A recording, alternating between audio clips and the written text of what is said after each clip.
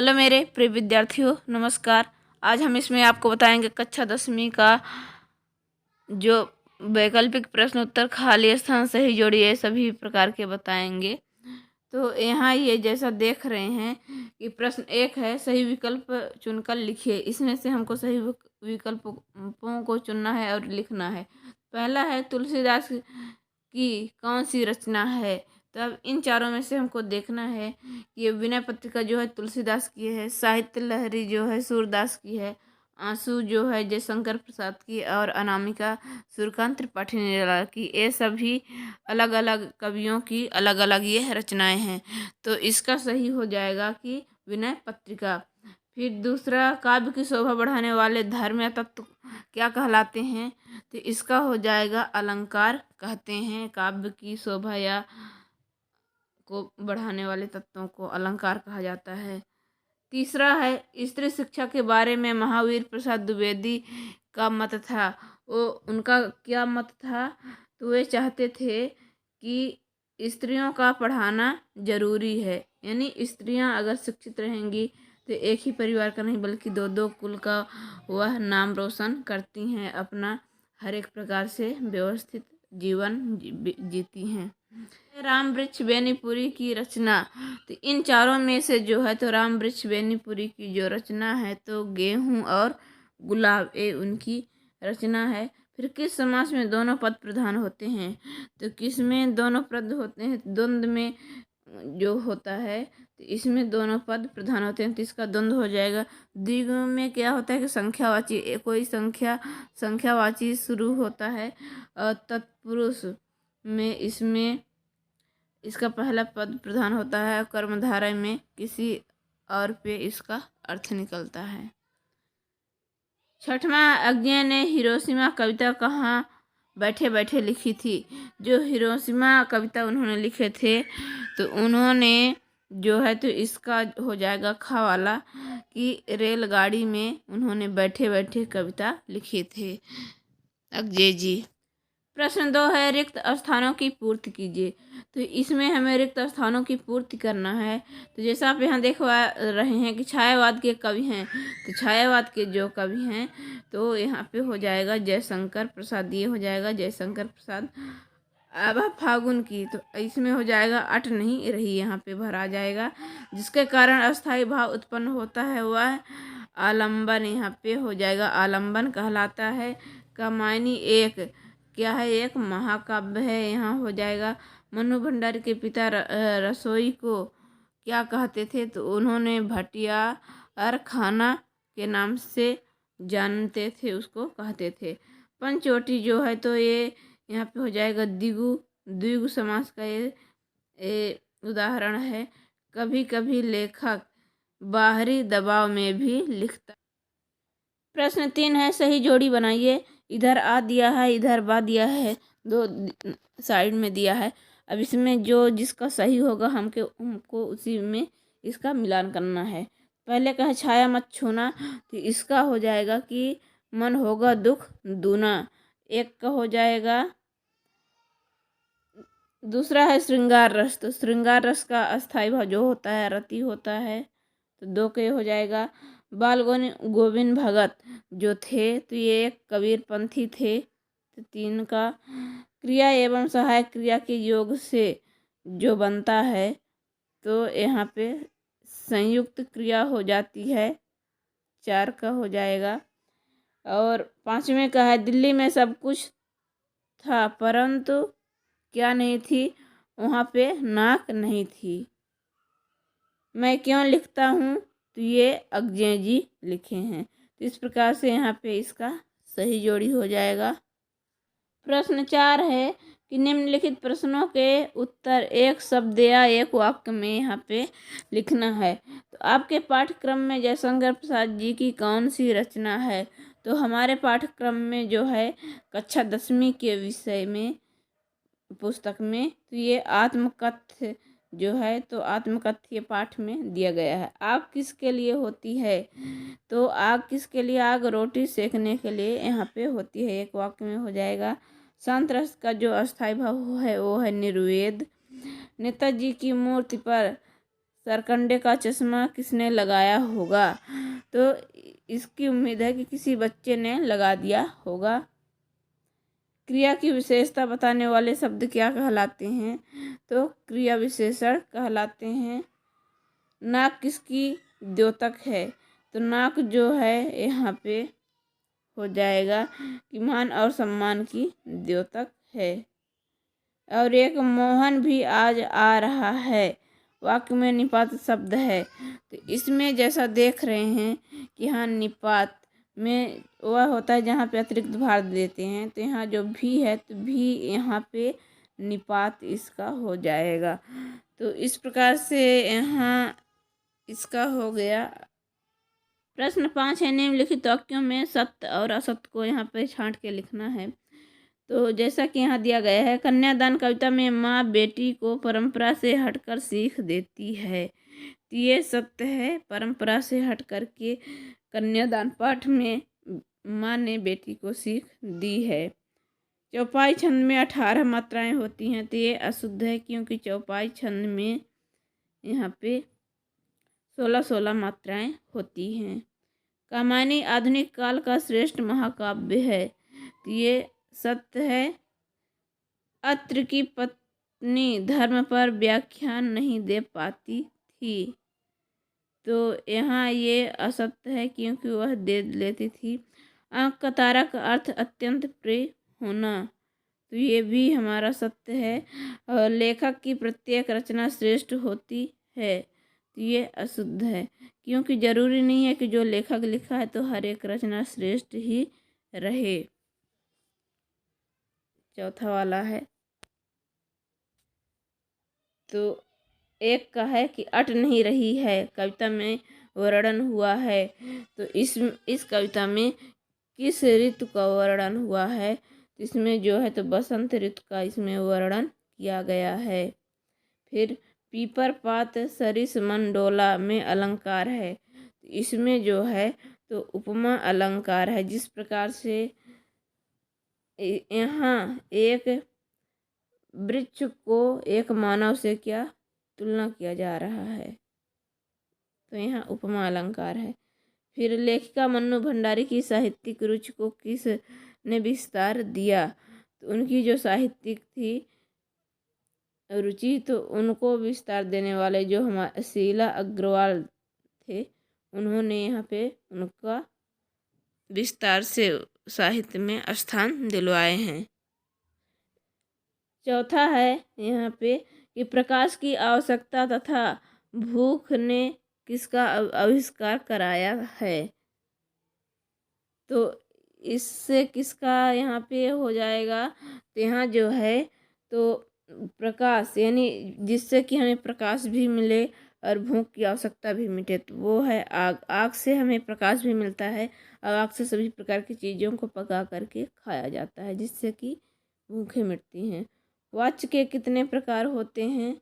तो वाच्य के यहाँ पे हो जाएगा 3 प्रकार, कर्मवाच्य, कर्तृवाच्य और भाववाच्य, ये 3 प्रकार के होते हैं।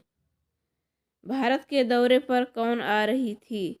तो भारत के दौरे पे जो थी तो यहाँ पे रानी एलिजाबेथ जो द्वितीय थी वह भारत के दौरे पर आ रही। प्रश्न 2 है, रिक्त स्थानों की पूर्ति कीजिए। तो यहाँ हो जाएगा पत्तों से लदी, यहाँ पे हो जाएगा डाल, पत्तों से लदी डाल जो है तो डाल कहीं हरी कहीं लाल होती है। धूप के धान जो है तो इसके जो लेखक हैं वो गिरजा कुमार माथुर जी हैं। काव्य की शोभा बढ़ाने वाले धर्म को यहाँ पे अलंकार कहा जाता है। वीर रस का अस्थायी भाव जो होता है तो उत्साह हो जाएगा। यहाँ पुराने ज़माने में स्त्रियों के लिए विश्वविद्यालय यहाँ पे नहीं होते थे, हो जाएगा। और एक से अधिक अर्थ देने वाले शब्द को यहाँ अनेकार्थी कहा जाता है। देखते ही देखते दिल्ली का जो है तो काया पलट होने लगा। इस प्रकार से यहाँ ये खाली स्थान हो गया ये सभी। प्रश्न 3 है, सही जोड़ी बनाइए। इधर आ और इधर बा को दोनों को सही सही मिलान करना है। तो उज्जवल गाथा कैसे गाऊँ, यह एक कविता है, जिसका हो जाएगा मधुर चांदनी रातों की काव्य की आत्मा जो है, तो ये हो जाएगा रस को कहा जाता है। फादर कामिल बुल्के जो थे, तो ये एक जहरवाद की बीमारी से उनका निधन हो गया था। उल्लू बनाने का अर्थ है कि मूर्ख बनाना, ये मुहावरा है। जॉर्ज पंचम की नाक, तो ये नाक नहीं थी, हो जाएगा अगजे जो है, तो एक यहाँ हो जाएगा एक पत्थर पर जो है तो मानव छाया लिखी। तो इस प्रकार से इसका ये सही जोड़ी हो गया। प्रश्न ये चौथा यहाँ है, निम्नलिखित प्रश्नों के उत्तर एक शब्द या एक वाक्य में यहाँ पे लिखना है। तो जैसा कि यहाँ पे देख रहे हैं कि चांदनी रात के बाद क्या आती है, तो हर एक चांदनी रात के बाद फिर यहाँ पे अंधेरी रात आती है, क्योंकि चांदनी रात होती है फिर इसके बाद अंधेरी रात आती है। तो यहाँ पे एक वाक्य में हो जाएगा अंधेरी रात। कड़वी ककड़ी सा क्या लगता है, कड़वी ककड़ी सा जो है तो गोपियों का जो है तो योग संदेश, उद्धव का योग संदेश गोपियों के लिए कड़वी ककड़ी के समान लगने लगता है। एक शब्द की एक से अधिक बार आवृत होने पर कौन सा अलंकार होता है, तो जहाँ एक ही शब्द का बार बार आवृत हो वहाँ पे अनुप्रास अलंकार होता है। इसका अनुप्रास हो जाएगा। हिंदू वेदों को किसकी रचना मानते हैं, जो हो ये ईश्वर की रचना माना जाता है कि ईश्वर की रचना है। मेरे द्वारा पुस्तक पढ़ी जा रही है में कौन सा वाच्य है, इसमें जो है तो कर्मवाच्य यहाँ पे हो जाएगा, कर्मवाच्य ये है यानी कर्म पर। हाथ मलना का अर्थ होता है कि पछताना, इसका हो जाएगा यहाँ पे हाथ मलने का अर्थ हो जाएगा पछताना। ये भी एक मुहावरा ही है। भोलानाथ के नाथ सिसकना क्यों भूल गया, तो क्यों भूल गए थे, अपने साथियों को खेलता देख करके वह भोलानाथ जो सिसक रहा था, रो रहा था, वह भूल जाता है। तो ये आपके प्रश्नों के लिए बहुत ही मोस्ट प्रश्न हैं, इसमें से वार्षिक परीक्षा में आएंगे। तो मैंने सोचा कि बना दें, क्योंकि सभी छात्र एवं छात्राओं के पास परीक्षा अध्ययन या फिर अन्य कोई सुविधाएं उपलब्ध नहीं हो पाती, इसलिए जो ज़रूरी है मोस्ट है उन्हीं को हम छांट करके आप सबके लिए बना रहे हैं। तो कम से कम 2-3 बार जरूर ही पढ़ लीजिए। प्रश्न यहाँ 5 है कि निम्नलिखित वाक्यों में सत्य और असत्य को यहाँ पर छांट करके यहाँ लिखना है। तो यहाँ एक है, छायावाद के जनक सुमित्रानंदन पंत हैं, तो ये छायावाद के जनक ये सुमित्रानंदन पंत नहीं है, असत्य है, क्योंकि छायावाद के जनक जो हैं तो जयशंकर प्रसाद हैं, जयशंकर प्रसाद जी हैं, इसलिए ये असत्य है। चौपाई छंद में 16 मात्राएं होती हैं, तो ये सत्य है, चौपाई में 16 ही मात्राएं होती हैं। जहाँ नायक नायिका के वियोग का वर्णन होता है वहाँ संयोग श्रृंगार होता है, तो यहाँ पे ये भी असत्य है, क्योंकि जहाँ पे नायक नायिका के वियोग का वर्णन होता है वहाँ वियोग श्रृंगार होता है। संयोग में जहाँ मिलन का वर्णन होता है वहाँ पे संयोग हो जाएगा, तो इसलिए अशुद्ध हो जाएगा।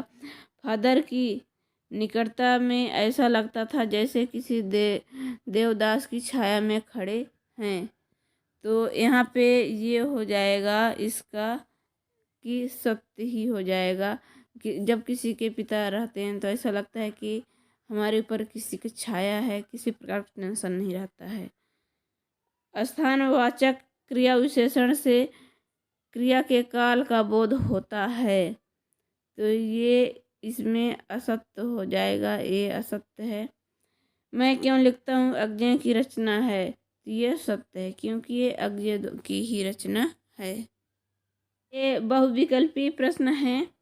ये जो है तो हिंदी पद्य साहित्य का इतिहास जो दिया है उससे संबंधित ये इधर के अब क्वेश्चन हैं।